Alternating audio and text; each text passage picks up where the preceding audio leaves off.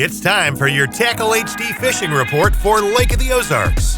Here's Casey Scanlon with the latest. Hey everyone, Casey Scanlon here. Gonna bring you another Tackle HD fishing report for Lake of the Ozarks.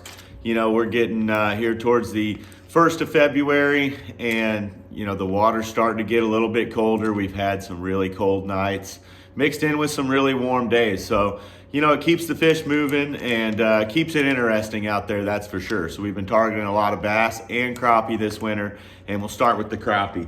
The crappie fishing's been excellent. There's huge numbers of crappie in the lake right now, and day in and day out, most of the time when I'm out, I'm fishing boat docks.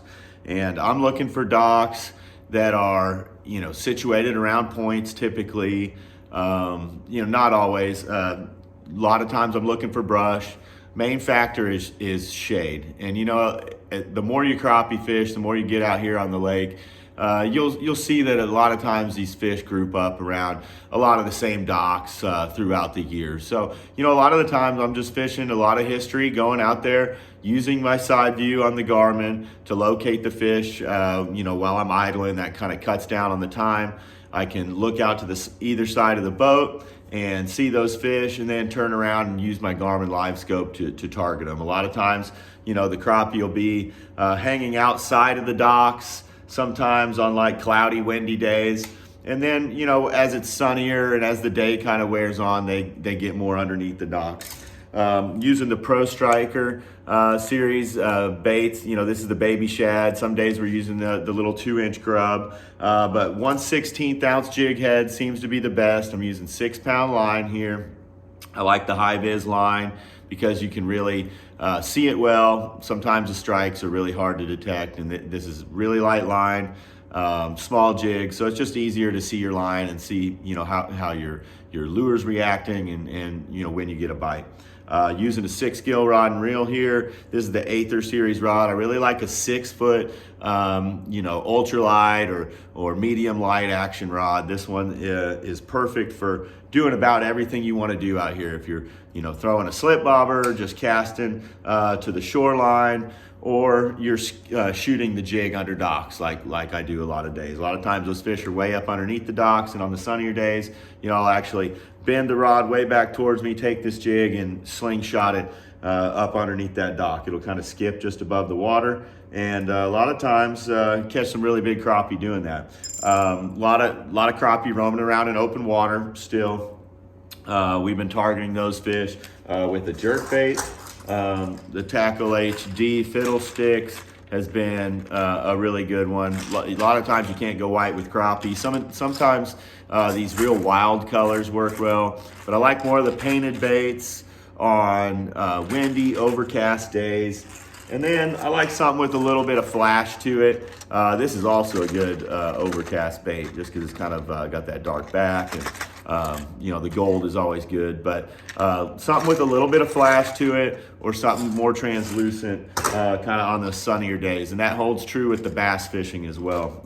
You can catch those fish on this jerkbait in that open water. A lot of times over the top of brush piles is really good for both the bass and the crappie. And then a slip bobber as well. If you figure out these fish are floating around out in the middle of a creek, let's say, and they're in 5 or 6 foot of water, you can use this slip bobber here. It'll slide down your line, so it's easy to cast.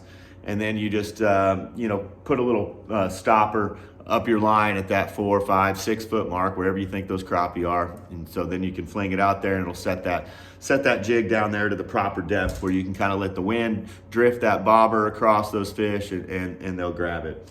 So those are the primary ways that we're targeting them. You can also get around, if you live on the lake, you can get around any of these commercial docks and drop vertical straight down, experiment with the depth. If you don't have a depth finder, drop it down there, raise it up slowly, and find out kind of what depth they're sitting at. And then usually there's a bunch of them under those docks. But if you're mobile, if you're in a boat, brush piles are good as well.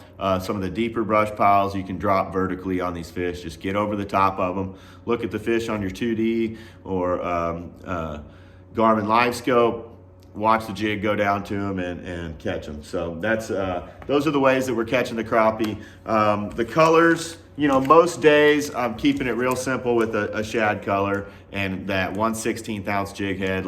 Some days, they like an 1/8, a little bit faster fall, or maybe the fish are deeper. I'll use a little bit heavier jig head. But these two colors, Monkey Milk, and I think this one is Blue Ice.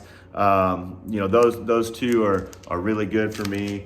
I'll also throw that Electric Chicken color, a little bit brighter, that works in a little bit dirtier water. And some days they're just in the mood for a brighter bait. But those are the ways we're catching the crappie right now. Crappie fishing shouldn't slow down anytime soon. But some days they're more aggressive than others. But most of the time, you'll go out there, you're gonna catch some, and you're gonna have enough to go home and have a good dinner. So crappie fishing's been fun out here lately. The bass fishing has been up and down too.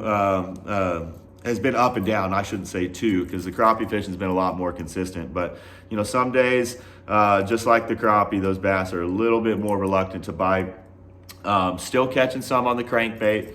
The crankhead, got 12-pound line on here. Crawdad colors is what I'm using in the spring and winter, late fall primarily.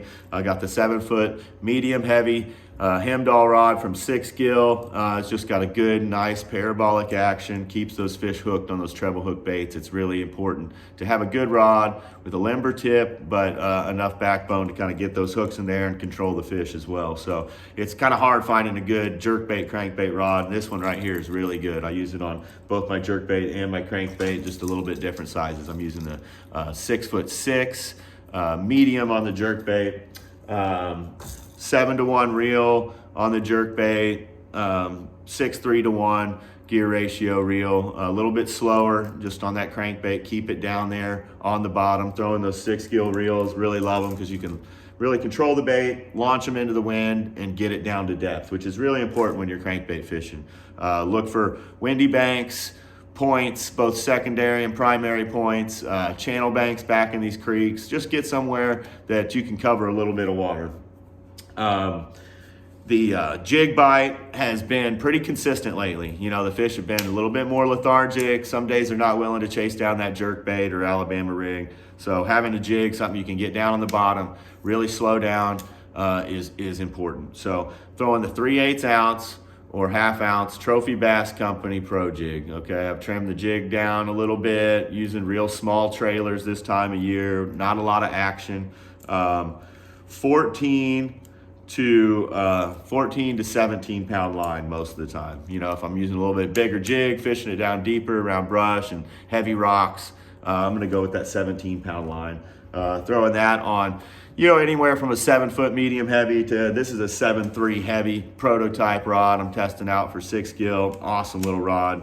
Gonna be great for skipping around boat docks and throwing a football jig or whatever you want to do out deep. Gonna be a real versatile jig rod. I like that. It's a good size where it's that 7.3. You can really kind of control it, but it's not so cumbersome like some of the bigger rods. But has a lot of power. I've been catching a few on that lately, and it's been fun testing out some of this new equipment. But jig bite's been good. Same kind of banks, 45-degree banks, channel banks. You can fish around points and flats. Really wherever those fish are. Some days they're on the bottom, some days they're up a little bit higher in the column. And for the days they're on the bottom, that jig really excels. Alabama rigs, another bite. Tackle HD swimmers on the back of there, anywhere from 1/8 ounce up to a 1/4 ounce jig heads. I'm using 3 jig heads on there, usually the middle, and 2 bottom wires with 2 dummies up top. Just a real natural looking color has been working good for me. Experiment with the colors though, change them up. Sometimes I'll make the middle colors a little bit brighter. That's usually the bait.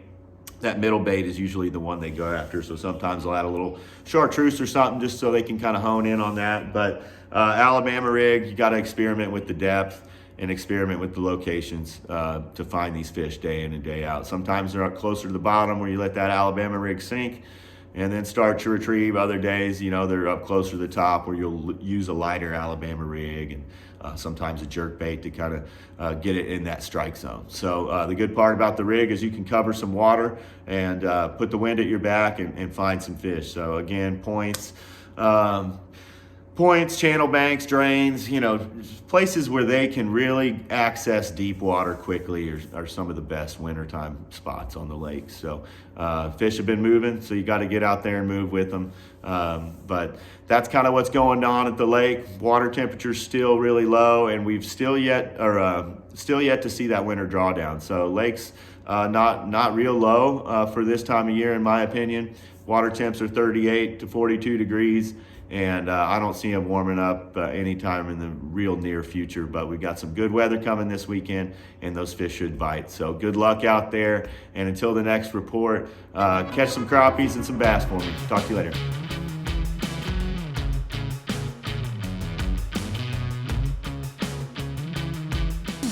Tackle HD Lure Kits, 100% made in Missouri. Available now at TackleHD.com.